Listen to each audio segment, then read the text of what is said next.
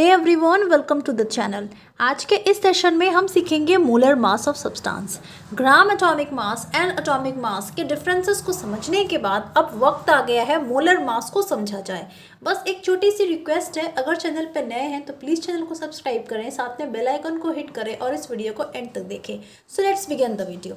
C student, molar mass of substance मतलब किसी भी सब्सटेंस को अगर हम मोल में एक्सप्रेस करते हैं, मतलब उसका अगर वेट, उसका मास अगर हम मोल में कैलकुलेट करते हैं तो हमने कह दिया molar mass of that particular substance. See, mass of 1 mole of substance मतलब molar mass of that substance, और इसे हम एक्सप्रेस करते हैं ग्राम पर मोल। क्योंकि मास मेजर कर रहे हैं ना, तो मास का यूनिट क्या होता है? ग्राम। ओके, और हम इसे मोल में एक्सप्रेस करेंगे तो ग्राम पर मोल। सी, बात यहाँ पर हो रही है स्टूडेंट सब्सटेंस की। ओके, और फर्स्ट चैप्टर में हमने ये पढ़ रखा है स्टूडेंट की सब्सटेंस की, अगर मैं प्योर सब्सटेंस की बात करूँ तो प्योर सब्सटेंस को 2 कैटेगरी में डिवाइड किया गया है, elements and compound. Okay, elements है मतलब सेम टाइप ऑफ एटम अगर कंबाइन होते हैं तो एलिमेंट का फॉर्मेशन होता है। ओके, और यहाँ पर बात हो रही है स्टूडेंट मास की, मतलब वेट की बात हो रही है। ओके, तो एलिमेंट के वेट की बात हो रही है, और हमने एलिमेंट के मास को तो फाइंड आउट करने के लिए ऐसा कभी पढ़ा ही नहीं है ना। एलिमेंट के वेट को फाइंड आउट करने के लिए कुछ ऐसा टर्म है नहीं, बट एलिमेंट जिस चीज़ से बनता है, एटम से बनता है, और एटम के मास को हम फाइंड आउट करते हैं एटॉमिक मास के हेल्प से। ओके, तो इसी एटॉमिक मास को अगर आप ग्राम में कन्वर्ट करते हो तो ये बन जाता है ग्राम एटॉमिक मास, और इसी ग्राम एटॉमिक मास को अगर आप मोल में एक्सप्रेस करते हो तो ये हो जाता है मोलर मास ऑफ एलिमेंट। चलिए एक एग्जांपल से समझते हैं। सपोज कर लो ऑक्सीजन एक एटम है, ठीक है। ऑक्सीजन के एक एटम का वेट होता है 16 यूनिफाइड मास, ओके, या फिर 16 atomic mass unit. Okay, although atomic mass को मेज़र करने के लिए अब जो यूनिट आया है स्टूडेंट उसे हम कहते हैं यूनिफाइड मास। ओके, इसे हम यूज़ करते हैं, पहले हम यूज़ करते थे atomic mass unit. Okay, but अगर आप एग्जाम में 16 यूनिफाइड मास लिखते हो या 16 एटॉमिक मास यूनिट लिखते हो, both are same, both will be correct. Okay, so oxygen के एक एटम का वजन होता है 16 यूनिफाइड मास। ओके, इसका मतलब ये है स्टूडेंट कि अगर C12 आइसोटोप्स ऑफ कार्बन के 12th पार्ट के टुकड़े को अगर हम वेट करते हैं ऑक्सीजन से तो वो 16 टाइम हेवियर है carbon C12 isotopes of carbon से। इसका मतलब ये होता है। ओके, नाउ अब इसी 16 यूनिफाइड मास को हम ग्राम में कन्वर्ट कर देंगे, मतलब ये हो जाएगा उस ऑक्सीजन का ग्राम एटॉमिक मास, मतलब ग्राम atomic mass of oxygen is 16 gram. So when I am saying gram atomic mass of oxygen is 16 gram, it doesn't mean कि I am talking about the mass of just one oxygen atom। ना नहीं।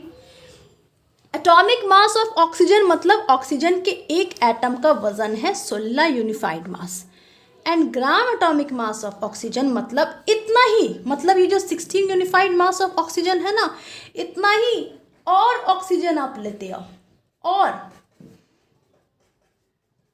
ढेर सारे आप oxygen atom ले आओ, तब तक आप उस बीम बैलेंस पे, उस तराजू पे या उस जगह पे तब तक आप उसको कंबाइन करते जाओ जब तक न्यूमेरिकली 16 ग्राम आप अटेंड ना कर पाओ उनका वेट। ओके, तो ये हो जाते हैं इनके ग्राम एटॉमिक मास ऑफ ऑक्सीजन। मतलब डियर स्टूडेंट देखो, फिर से समझाती हूँ। एटॉमिक मास ऑक्सीजन के एक एटम का वेट बताता है। ओके, सपोज कर लो ये एक ऑक्सीजन का एटम है। ओके, इसका एक का वेट होता है 16 यूनिफाइड मास। ओके, अब ऐसा ऑक्सीजन एटम बहुत सारा ले आओ, बहुत सारा मैंने रख दिया, देखो यहाँ पर मैंने बहुत सारा रख दिया, ठीक है। इन्हें मैं तब तक रखती जाऊंगी जब तक इन सब का कलेक्टिवली मास 16 ग्राम ना हो जाए, मतलब न्यूमेरिकली इक्वल ना हो जाए एटॉमिक मास से। हो गया? तो मैंने इतने सारे ऑक्सीजन के एटम को रख दी और ये इन सब का वेट हो गया कलेक्टिवली 16 ग्राम। तो हमने कह दिया कि gram atomic mass of oxygen is 16 ग्राम। अब हमें कैसे पता चलेगा कि कितने सारे ऑक्सीजन एटम को जब हम रखेंगे तब उनका वेट होगा 16 ग्राम।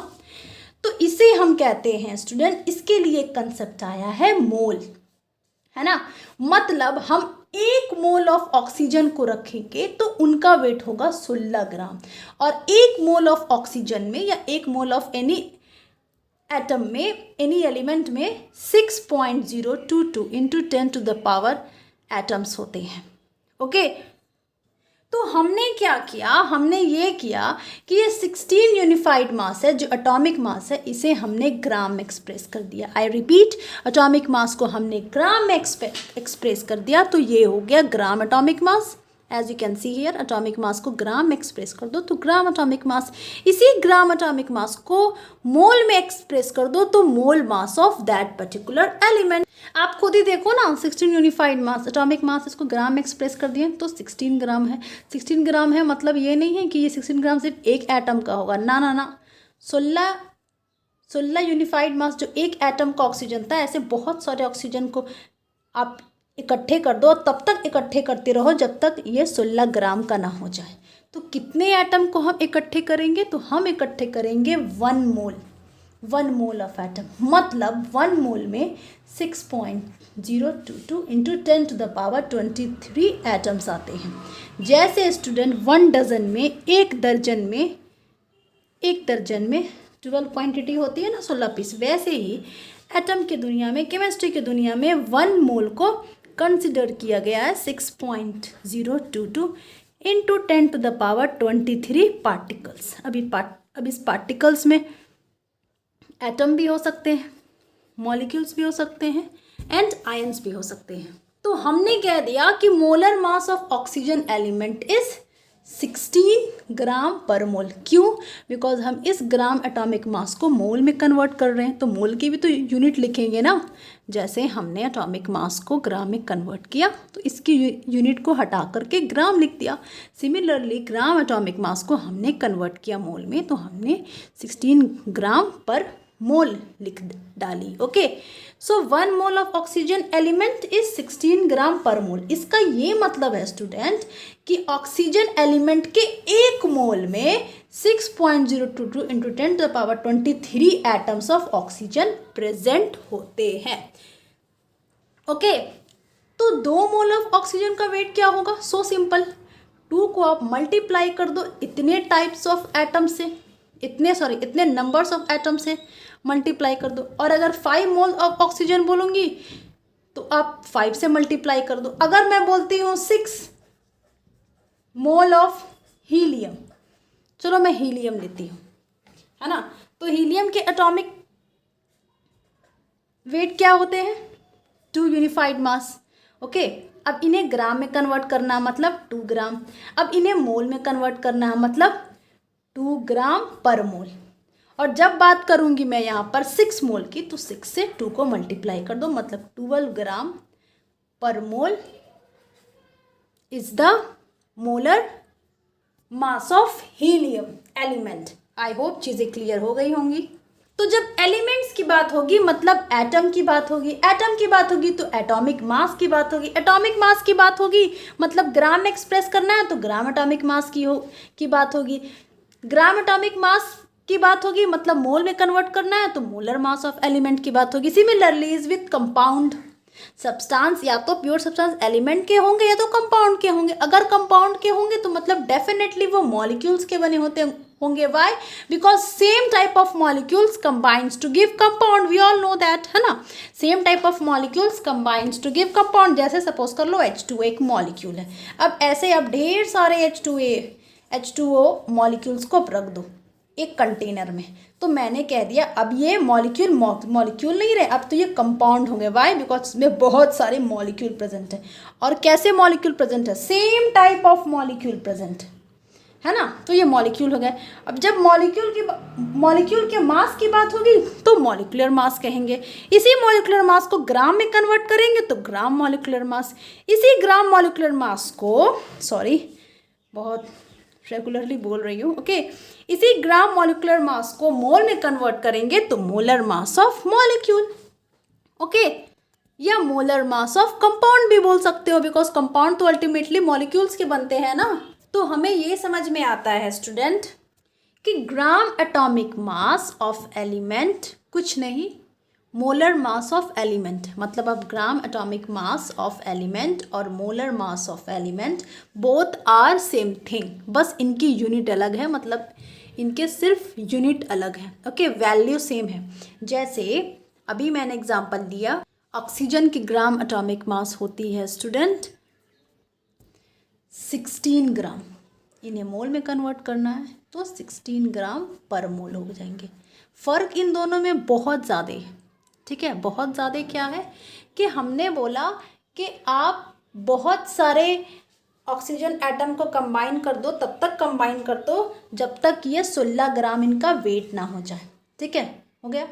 अब कितने सारे को कंबाइन करूँगी कि ये 16 ग्राम वेट को अटेंड कर ले, तो हमने कह दिया भाई साहब 1 मोल को कंबाइन करो, मतलब 6.022 इंटू 10⁻23 एटम्स को अगर आप कंबाइन करते हो ऑक्सीजन के, तब जाकर ये एक मोलर मास बनता है, ये एक मोल बनता है, ओके। तो ग्राम एटॉमिक मास हमें student 1 mass of 1 mole of atom, okay, एक मोल ऑफ एटम का जितना मास होता है हमने उसे कह दिया ग्राम एटॉमिक मास। इसे ही अगर हम मोल में रिप्रेजेंट करते हैं तो हम इसे मोलर मास कहते हैं, ओके। दोनों बिल्कुल सेम चीज़ें हैं। सिमिलरली इज विथ अगर हम मॉलिक्यूल की बात करेंगे तो ग्राम मॉलिक्यूलर मास, इसी ग्राम मॉलिक्यूलर मास को मोल में एक्सप्रेस करेंगे तो मोलर मास ऑफ मॉलिक्यूल या molar mass of compound, because compound तो अल्टीमेटली मॉलिक्यूल्स के बने ही होते हैं। और मोलर मास क्या है? The molar mass is the mass in gram, look here, molar mass is the mass in gram of 1 mole. 1 mole में 6.222 इंटू 10⁻23 पार्टिकल्स होते हैं, है ना। 1 मोल मैंने बोल दिया, फटाक से आप समझ लेना मोलर की बात हो रही है, मोलर मास की बात हो रही है, ओके, ऑफ एन एलिमेंट। तो चलो अब थोड़ा डिफरेंसेस देख लेते हैं। See atomic mass, gram atomic mass and molar mass of element. See मैंने ऐसा क्यों नहीं बोला, मैंने अभी बोला एटॉमिक मास मतलब एटम का मास, फिर मैंने बोला ग्राम एटॉमिक मास मतलब एटम का मास एक्सप्रेस इन ग्राम में अगर एक्सप्रेस करते हैं। तो मैंने ऐसा क्यों नहीं बोला कि मोलर मास ऑफ एटम, ऐसा इसलिए नहीं बोला स्टूडेंट क्योंकि यहाँ पर मोल की बात हो रही है, और मोल तो भाई साहब 6.022 इंटू 10⁻23 एटम से बना है। तो एक एटम कहाँ रहा, इतने सारे एटम हैं, और जब same type of atom combine होते हैं तो एलिमेंट का फॉर्मेशन होता है। आई होप चीज़ें क्लियर हो गई होंगी, ओके। सो एटॉमिक मास मतलब मास ऑफ 1 एटम, एक एटम का मास हमें बताता है। ग्राम एटॉमिक मास उसी एटॉमिक मास को अगर आप ग्राम में एक्सप्रेस करते हो तो ये ग्राम एटॉमिक मास होता है, मतलब ये 1 मोल ऑफ एटम को आइडेंटिफाई करेगा। Although there is a separate video of atomic mass and gram atomic mass, आप मेरे प्लीज़ प्लेलिस्ट पे जाकर एक्सेस करें एटम्स एंड मॉलिक्यूल्स में, आई होप वहाँ चीज़ें और क्लियर होंगी, okay. And molar mass of element, mass of 1 mole of atom. अरे यार, ग्राम atomic mass and molar mass of element दोनों सेम है, बस फ़र्क है इनके यूनिट का, ओके।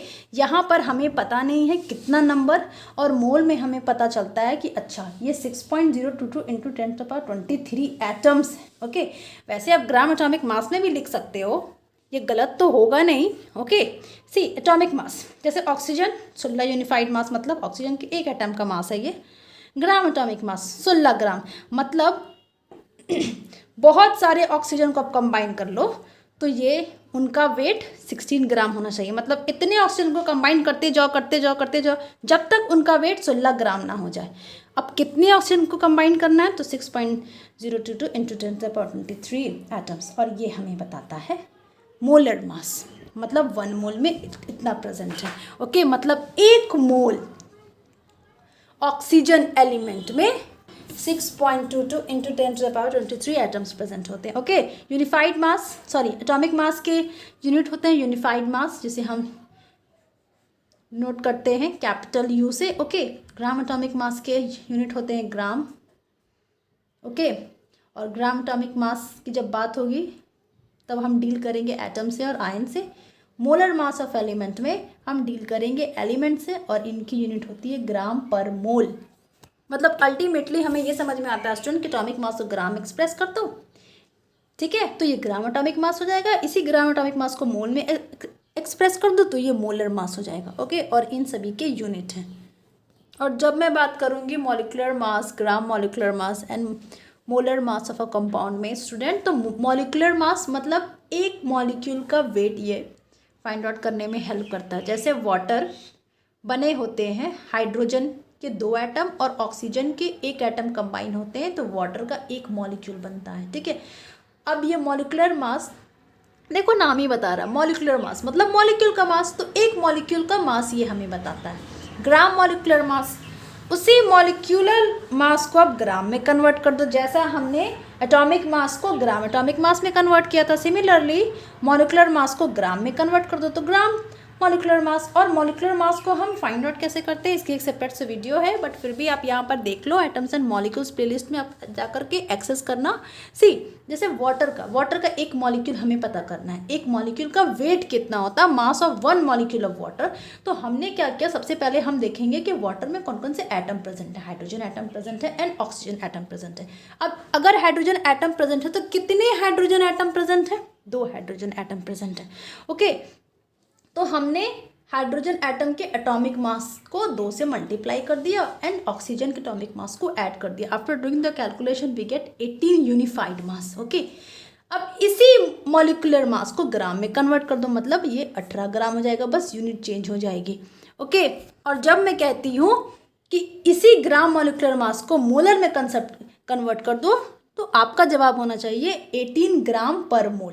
लेकिन इसका मतलब ये है स्टूडेंट कि मास of 1 mole of water molecule is 18 gram per mole. Now अगर हमें मोलर मास को कैलकुलेट करना है तो हम कैसे कैलकुलेट करेंगे। सपोज कर लो हम सल्फर मॉलिक्यूल के मोलर मास को कैलकुलेट करते हैं। किसी भी मॉलिक्यूल के अगर मोलर मास को कैलकुलेट करना है स्टूडेंट तो बस आपको उस मॉलिक्यूल में कौन से एटम प्रेजेंट है उस एटम का एटॉमिक मास आपको याद करना होगा।